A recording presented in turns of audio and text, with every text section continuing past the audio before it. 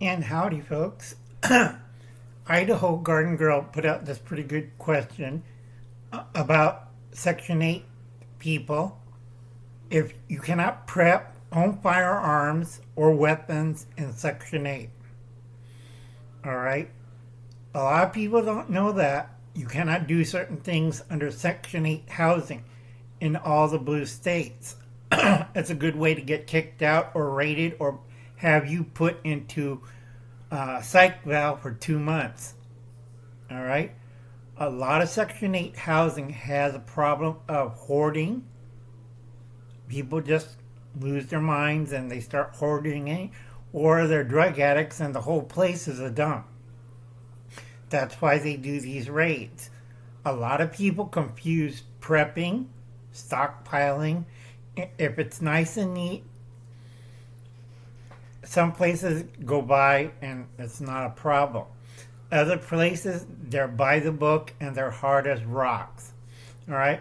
This concerns two fellow preppers of ours, Groovy, Pop Tart, and Disable and Prepping. All right? They live in two areas. Utah's kind of purple. And where Heidi lives at Disable and Prepping, that's a Section 8 housing, and they're kind of strict on it. So I tell a lot of people you want self-storage. Store your stuff away from Section 8 housing. All right? It's a lot easier and doesn't get into their face. Problem is, if they see it, you have food preps. If you have freeze-dried, it's going into the dumpster. Okay? You'll get armed marshals or sheriffs to come in, take your preps, and throw it into a dumpster. Then take you, put you in holding for 72 hours until they find a facility to hold you for 2 months for a psych eval. Now, a lot of people say, but that's against my rights. You're living in Section 8. Dumas. Okay? If you say it real slow, you know what I'm talking about. So you better wake up, know what you're doing in Section 8, read the contract. I keep telling this to people. We had a couple that had a problem.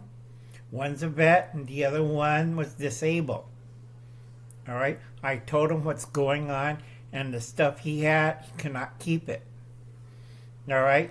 And he says, I got rights. It's my constitutional rights. And I keep telling him, you live in Section 8.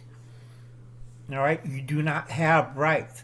You have less rights than a person in prison. I had this, after a couple of coffees and 2 beers, explain his rights under Section 8 laws. And he understands because I read the Riot Act to him. You know, no drugs, no overabundance of medication, no prepping supplies, only a week's worth of food, no garbage. Garbage under their thing, anything you hoard over 160 pounds is considered garbage. All right?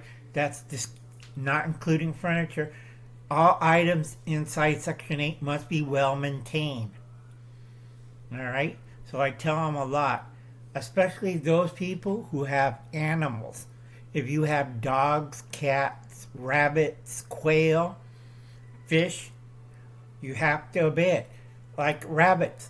If you have one rabbit, it's fine. Not a problem.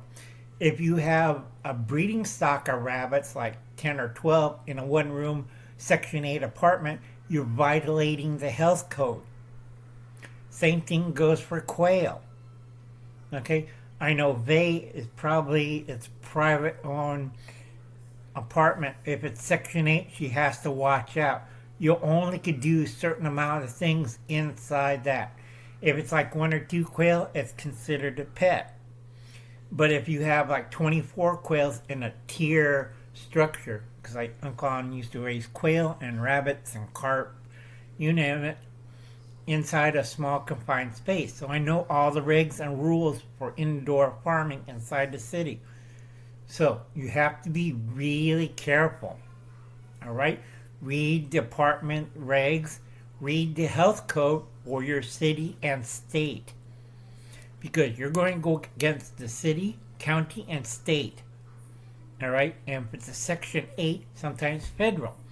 That means a 2-month stay in your local loony house or we call it temporary mental psych evaluation site.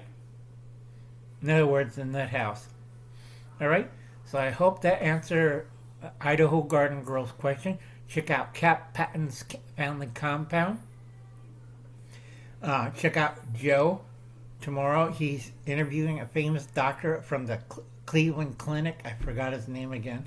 Uncle Al's been up, all right? And my shoulder still hurts. And that's another video I got to cover because Uncle Al's running all over the place. It's Thanksgiving week. I have a lot of things to do. I don't want to hear bus stop complain. It smells like poo on the bus. It always smells like poo on the bus. People have bad manners. And they don't have toilets on the bus. All right. And let's see. Let's see. Cap Patton Family Compound. Garden State Gardeners Joe channel tomorrow. Dr. Paula Rufian. Check her out. I'm going to put in some cooking things.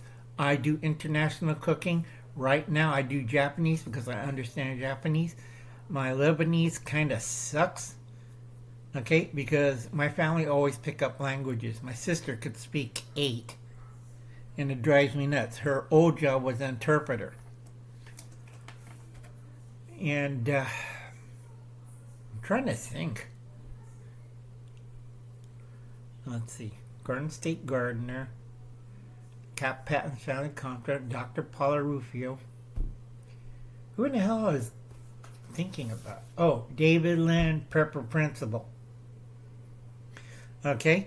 Like I said, this is Thanksgiving week. Make sure you gas up your cars early. There may be a gas shortage in certain states. Because you know who? Oh, Brandon screwed up something.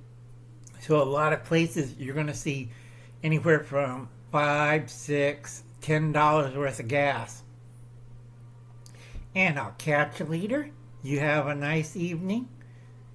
I got to do something else. I got so many things I got to do. It's not even funny. All right, folks. God bless and good luck. You'll be needing it. Bye now.